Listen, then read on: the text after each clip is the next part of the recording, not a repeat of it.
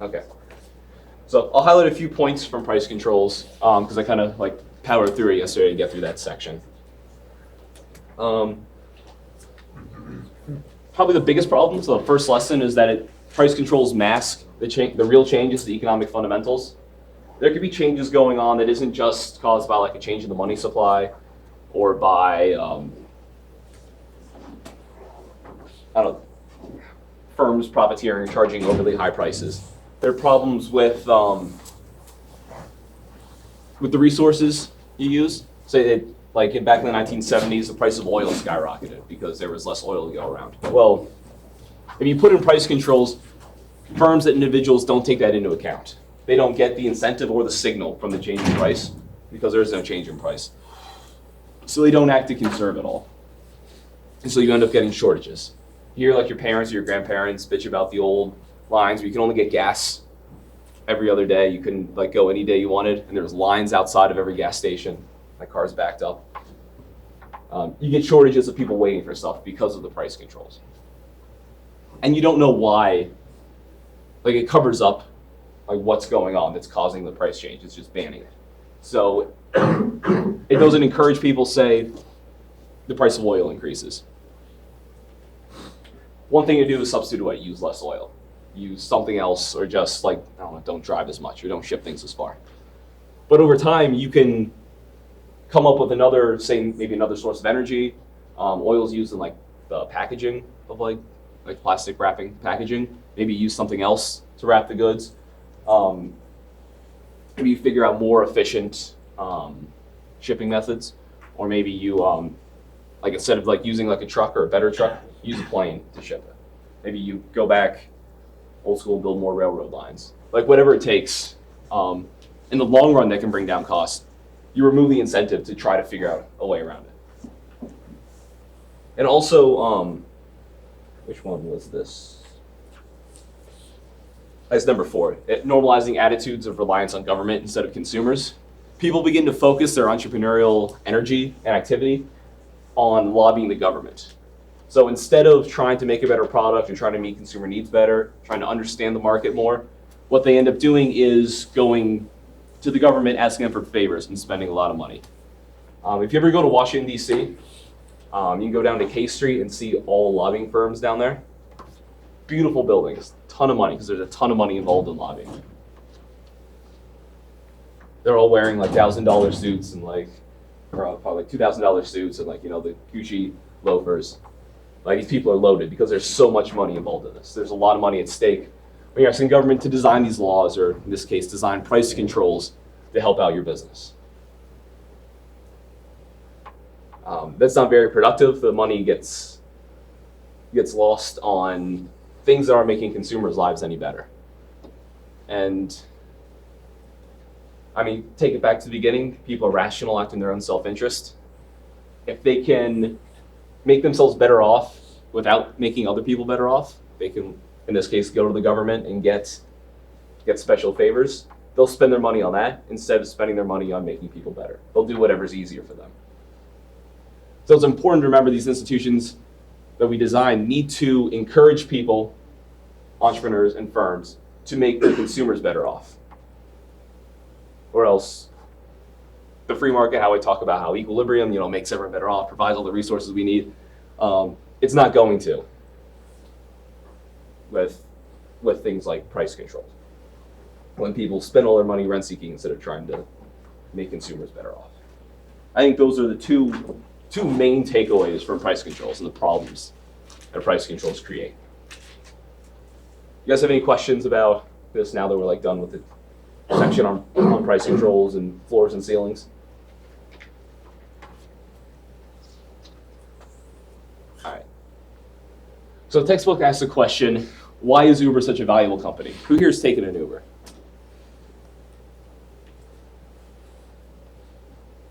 Not a ton of people, but they don't have Ubers in the area. Other question, or you saying? No.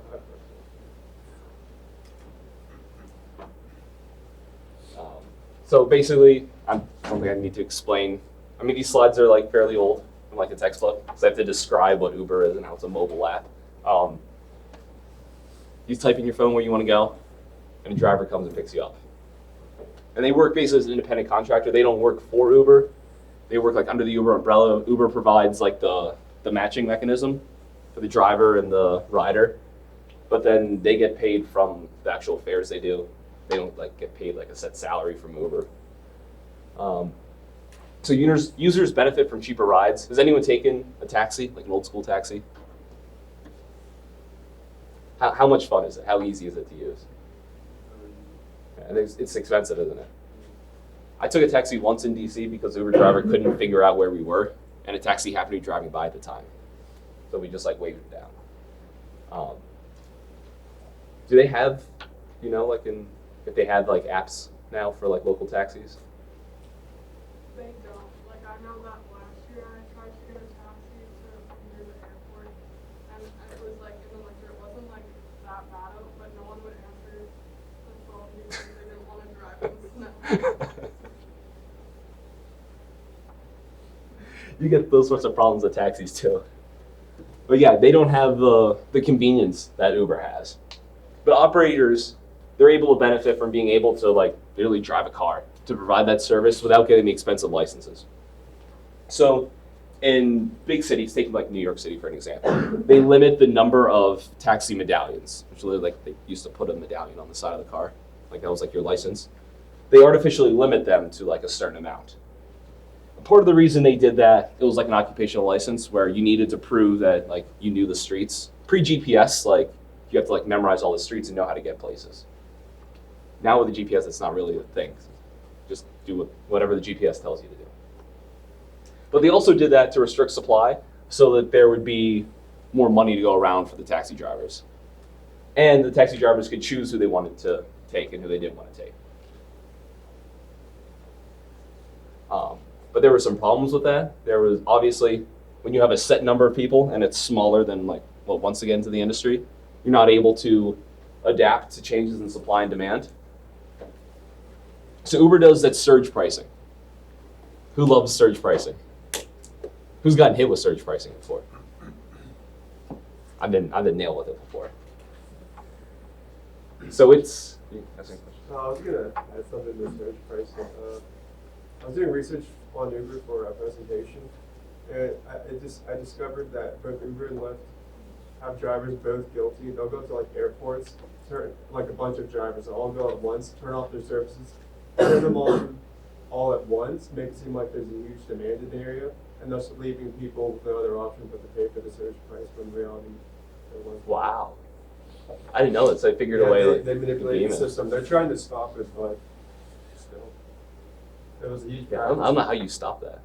It's hard because it's just algorithmic based. Yeah. You can see all the drivers right there.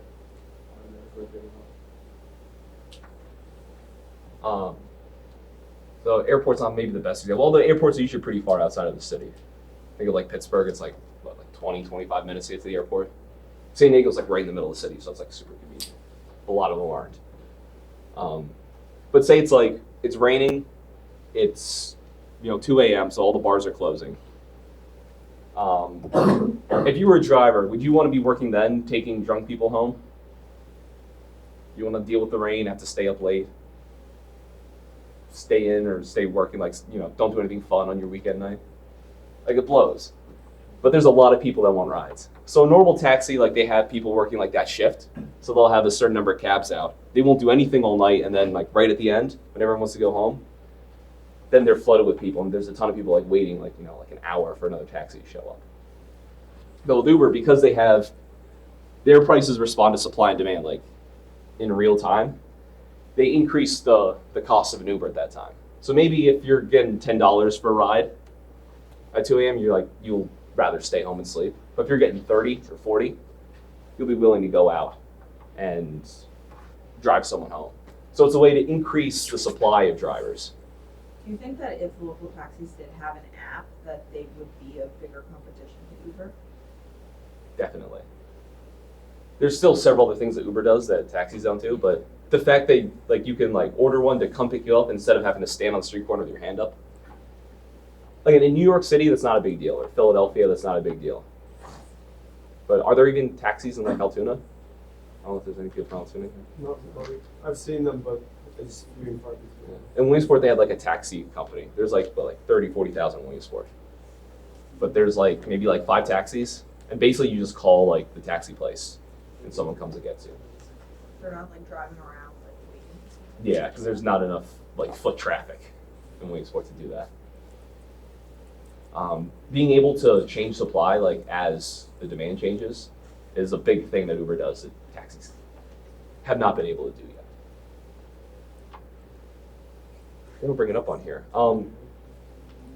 Uber operated illegally in like all the cities they first went into for years until they got big enough that they got noticed. But so many people were using Uber and it was so popular that like cities couldn't ban it. Austin tried to ban Uber, or they did ban Uber for a while, a couple years ago, and drunk driving like skyrocketed. Because it was like so difficult to get home from bars. They're like, fuck it, I'll drive home.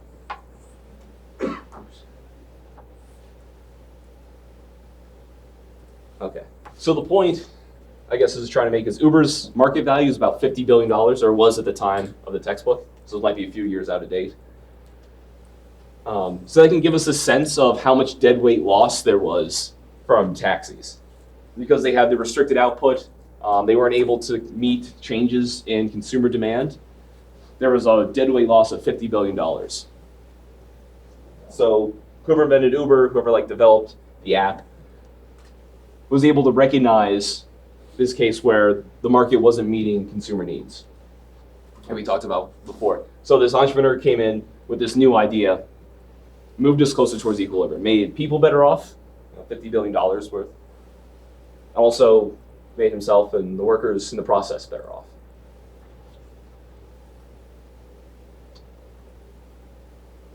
All right, so now we'll turn to the economic effect of taxes. So Oliver Wendell Holmes, the Supreme Court Justice, once remarked that taxes are the price we pay to live in a society. But also, at the same time, taxes distort economic decisions by altering the incentives that individuals face. So what we're going to explore in this section is per unit taxes. So these are taxes assessed on the sale of a good or service for the amount of money being charged.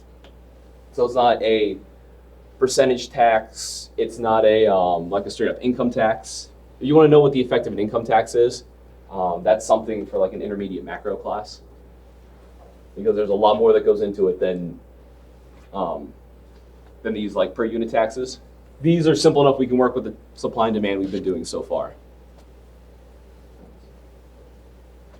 Okay, so an example is the federal government imposes an 18.4 cent per gallon tax on U.S. gasoline sales back in 2013. So here are the supply and demand for cigarettes. This is an example of tax on cigarettes. And we know how much tax is on a pack of cigarettes? Or how much of the price of a pack of cigarettes is made up by taxes? It's something insane. I should look this up beforehand, but I think it's on like over 50%. The state tax for Pennsylvania is $2.60. And you've got federal taxes on top of that. The federal tax is only $1.07. Oh, wow. And obviously, states charge different amounts. So people will go to low tax states, buy a bunch of cigarettes, and come back and sell them on the black market in low tax states. Back in the day, South Carolina had very low taxes, no taxes on it. So my dad had some buddies who would drive down there for vacation or whatever, and just load up their car with cigarettes and come back and sell them up here at a markup from what they paid for down there, but still cheaper than what you can get them up here. But anyway, so in this market for cigarettes, the equilibrium price initially, right here, the first supply curve at point A is $5 price, and there's 4 billion cigarettes sold. Look at this demand curve. You say it's elastic demand or inelastic demand?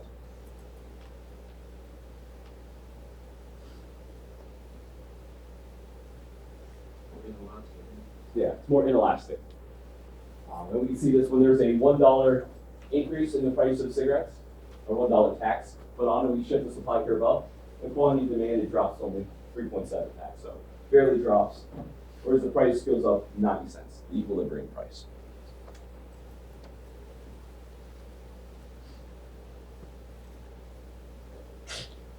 So there's a $1 difference in price between these two supply curves at like whatever point, so like 3.7, so between here and there, and there's a $1 difference, but the price is only 90 cent difference.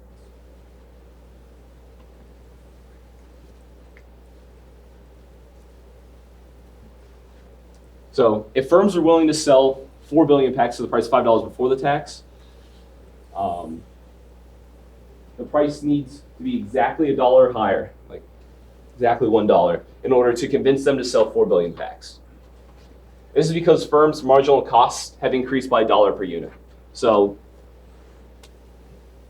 because there's now this $1 tax levied on top of it, it's now $1 more that they're paying. To produce the cigarettes.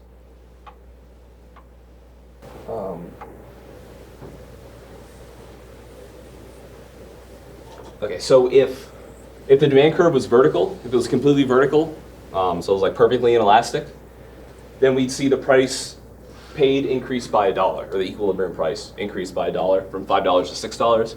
But because some people will reduce how many cigarettes they buy or will stop buying cigarettes, the quantity demanded falls, it's not going to go up by that full $1. So we're going to have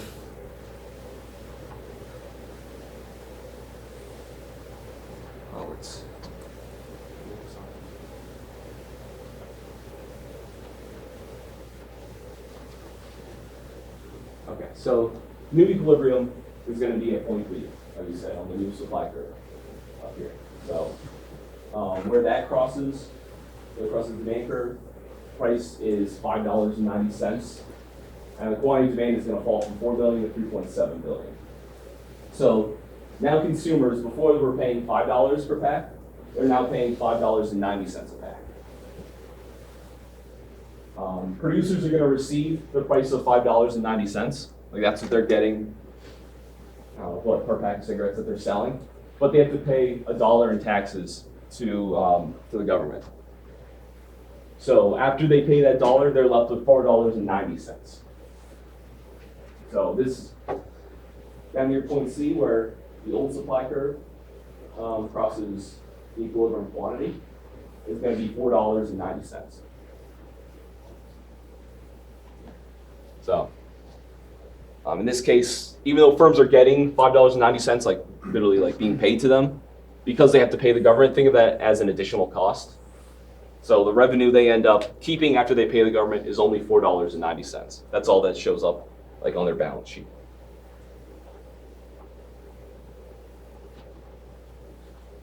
Okay, there we go. So now the government receives the green area. They really pick green and yellow, so you can't like tell the difference. So this slightly darker shade area, this square, is going to be the tax revenue that the government gets. So it's going to be the difference between what the consumer pays and what the producers pay. So $1, that's the tax, multiplied by the quantity of cigarettes sold. Now these two little areas that are supposed to be yellow, right there, between the quantity actually sold and the initial quantity sold, that's going to be the deadweight loss. So again, this is what's the amount of value being lost to society because government has imposed these taxes, moved us away from the initial equilibrium condition. So some of the consumer surplus and some of the producer surplus becomes tax revenue for the government, and some becomes deadweight loss. The market for cigarettes, a lot of it is going to be tax revenue because, again, people aren't going to adjust how many cigarettes they buy, by very much, because there's a physical addiction going on. Not a lot of substitutes for that physical addiction.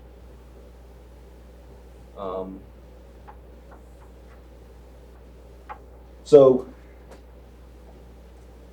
a question on who pays the tax. So when there's a tax imposed on cigarettes, who do you guys think is the person actually paying? Who's the one who suffers from tax? Who actually who's made worse off by the tax? Not who's physically handing the money over to the government. The consumer is the producer that's gonna put the tax into the product. Yeah, so in this case, most of the tax is being put on the consumer. Some of it will be the producer, some will be the consumer. It's not who's ever required to physically pay the tax. So in this case, say, cigarette manufacturer, whoever's selling the cigarettes, they have to physically pay the tax to the government. A lot of that's going to be passed on to consumers. So the term tax incidence, that's the actual division of the burden of payment between buyers and sellers. So in this case, most of the tax incident is falling on the consumers, and a little bit of it's falling on the producers.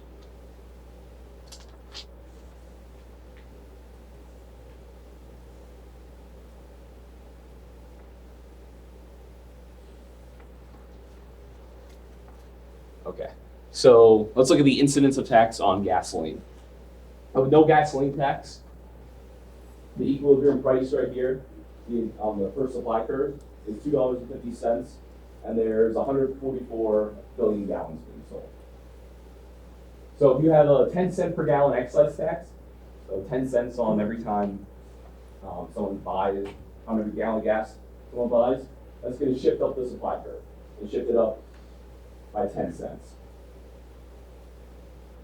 So it's going to move from S1 to S2.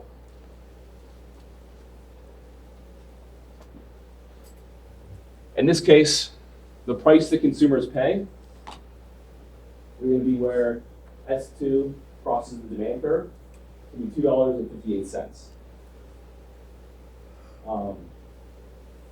The price that sellers receive from it, what they actually get from selling the gasoline after they pay the tax to the government, is 10 cents less, so $2.48, and that's going to be at that quantity where it crosses the initial supply curve. So now the equilibrium price initially was $2.50. Now consumers are paying $2.58. So consumers are paying 8 cents of the 10-cent tax, and producers are getting paid $2.48 for the tax, or for the gas, where they were getting $2.50 before. So they're paying 2 cents of the tax. Now again, the demand for gasoline, at least in the short run, is pretty inelastic. Not a lot of substitutes in the short run. I can't ride my bike up here. I don't have a helicopter to fly up here. I basically have to drive my car. I can reduce driving around Altoona a little bit, but that's about it. So because of that, consumers aren't going to change the quantity they buy very much. Again, for gasoline, that's at least in the short run, maybe not over the longer term. So they're going to bear most of the tax. When the government puts these taxes, these called excise taxes, when they place these on goods, it's typically goods that have very low elasticity.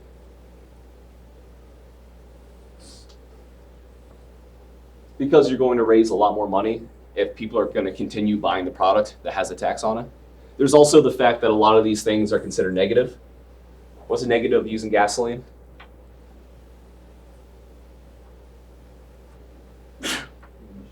Yeah, pollution. So there's all problems like the emissions. There's congestion in big cities. I took an Uber in New York City last weekend. They put so many fees on there, like congestion fees and like taxes for like, the Uber was like twice as expensive as like anywhere else. But there's congestion problems, driving a big city blows, especially when there's extra cars. How about cigarettes? Think of bad things from cigarettes? Cancer.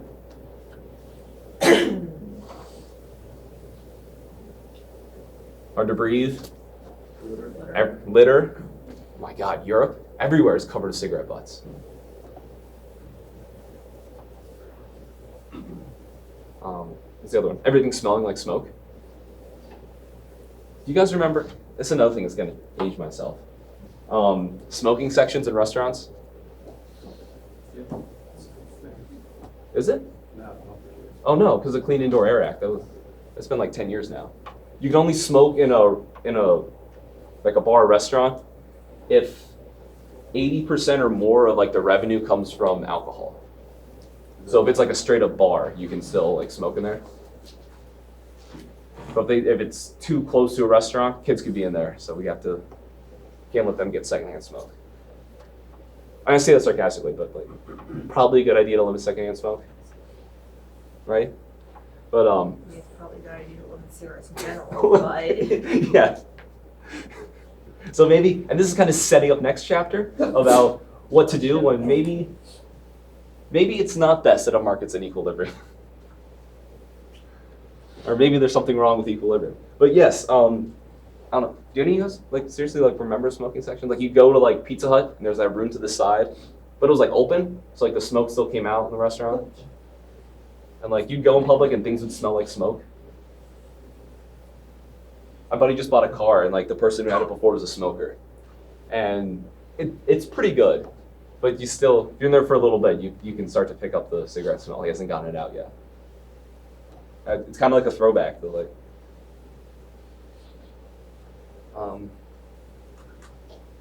Okay, so in the market for gasoline, buyers effectively paid 80% of the 10% tax per gallon, and the sellers paid 20%. So, all right, here's the definition. I don't know why they saved it for the end after using it as a title on the slide, but that's the tax incident. Who actually ends up paying? So, the tax incidence is not determined by who has a legal obligation to pay the tax. Whether producers or consumers have to pay the tax, that's not going to change who actually bears the cost of it because prices adjust. So I have a video on this. Maybe we'll stop like halfway through.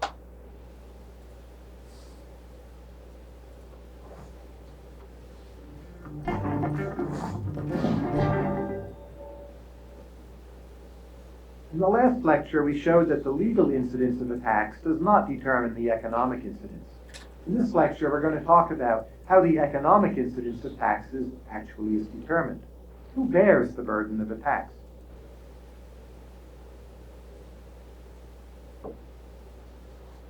Here's the rule for the economic incidence of a tax. The more elastic side of the market will pay a smaller share of the tax, a smaller burden. Similarly, the less elastic side of the market, or rather the more inelastic side of the market, will pay a greater share of the tax. So, more elastic pays a smaller share. Less elastic pays a greater share. I'm going to show you this in a couple of diagrams and then give you the intuition for why it's the case. Let's suppose we can't remember the rule. Is it the more elastic side which bears the smaller share of the tax or the greater share of the tax? Say we can't quite remember. Well, no problem. Let's just draw the diagram and read it off as it happens. For instance, let's draw a diagram which has a pretty elastic demand curve and, relatively speaking, a pretty inelastic supply curve. Here's the price when there's no tax. Now, let's look at what happens when there is a tax, and we'll use our wedge method.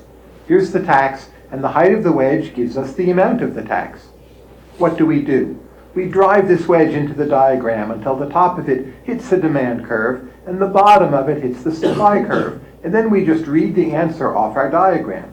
Point B, this tells us the price paid by the buyer. Point D, this tells us the price received by the seller. Let's compare. When there was no tax, the price paid by the buyer was at A, and with the tax, the price to the buyer goes up a little bit to point B. The buyer isn't paying much of a higher price. On the other hand, the seller is receiving a lot less. In this case, when demand is more elastic than supply, the demanders pay a smaller share of the tax, and the suppliers pay a larger share.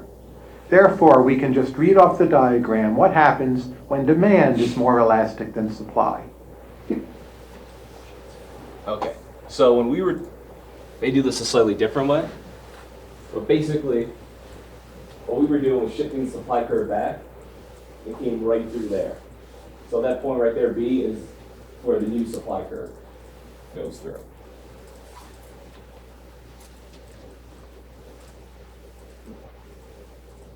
don't have to remember the rule, you don't have to memorize it, because I'm going to give you some intuition to make it easy in just a moment. You simply have to draw the diagram and be able to read the answer off the curves. Let's look at another case. In this case, we've drawn a supply curve, which is very inelastic, and a demand curve, which is less elastic than the supply curve. Once again, we're going to take our tax wedge, we're going to push it into the diagram, and what happens? You can see it right here. We just have to read it off the diagram. Now we see that compared to when there was no tax, the price to the buyers has gone up a lot, and the price to the sellers has gone down by just a little bit. When the supply is more elastic than demand, buyers pay the greater share of the tax. That is, the price to the buyers goes up more than the price to the sellers goes down. The buyers pay more of the tax when the supply curve is more elastic. Let's give some intuition. You can always get the right answer by drawing the curves. And let's consider the intuition for why that's the case. So here's the intuition for remembering the rule. Think about elasticity as a kind of escape. The side of the market which is the more elastic can escape the tax more easily. Why does that make sense? Remember what elastic demand means. It means that demanders have good substitutes for the taxed good, and so they can escape the tax. When the tax is high, the demanders are going to say, we're just going to go buy the substitutes. We have plenty of good substitutes. On the other hand, think about what it means when the demand is inelastic. It means that there are no good substitutes, so it's hard to escape the tax. What about the supply side? Elastic supply. Well, that means the resources which are used to produce the taxed good, they can easily be moved to other industries. The resources can move around easily. If you try to tax the industry a lot, then the land, the capital, the workers in that industry, which are used to produce the good, they're just going to flow to other industries, and so the suppliers can relatively easily escape the tax. On the other hand, if supply is inelastic, that means the resources used to produce this good, they really can only be used to produce this good. They're fixed, they're hard to move around, and those factors are not that useful for producing other goods. So that makes it difficult for the suppliers when the supply curve is inelastic. That means it's difficult for the suppliers to escape the tax. What if the demanders and the suppliers are both pretty elastic? Well, here's the... You don't need to worry about if that's the case. All right, so that was just another way to look at, or another way to have the incidence of taxes being explained.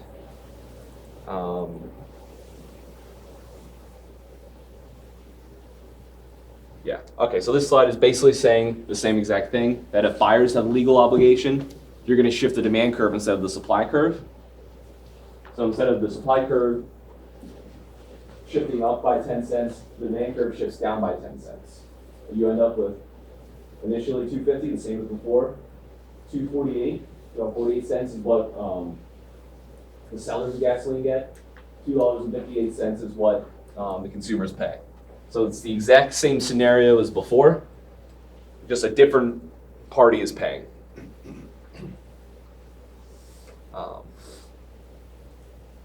Yes, this is basically just describing that it's the relative slopes, that it's the elasticity that determines who pays. Okay, this is the end, right? Yeah. So last thing, who pays the Social Security tax? So every time you get a paycheck from your employer,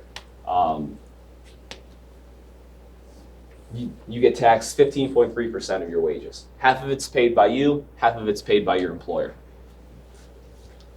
But who really ends up with the burden of most of this tax? Again, even though both parties have to pay half, so it's like split evenly, it's really not. The answer depends on who's less sensitive to changes in wages.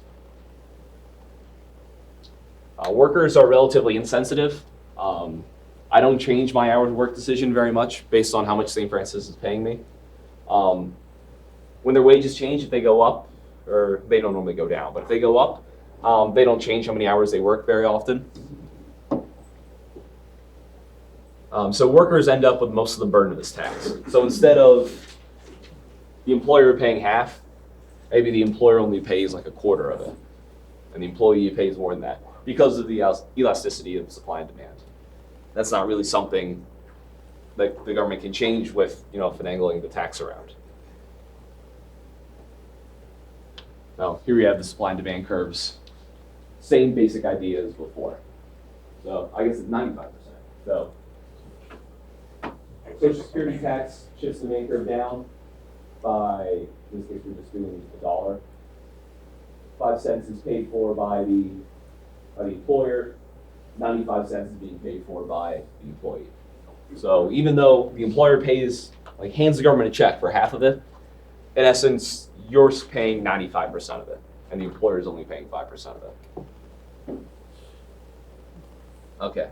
So last thing we'll do today